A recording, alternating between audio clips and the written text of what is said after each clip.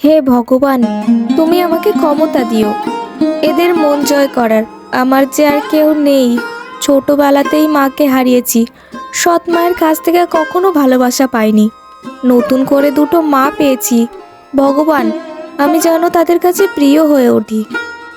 এরপর রাধা থালা বাসন মেজে জামাকাপড় পরিষ্কার করে বাড়ির দিকে রওনা দেয়।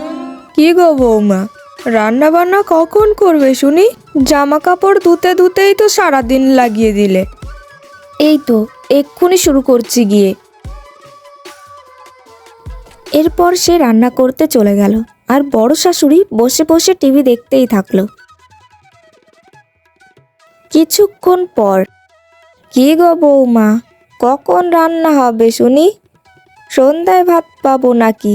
একটু তাড়াতাড়ি রান্না করো তো, যত সব। হয়ে গেছে, বসে যান, আমি এক্ষুনি খাবার নিয়ে আসছি আপনাদের জন্য।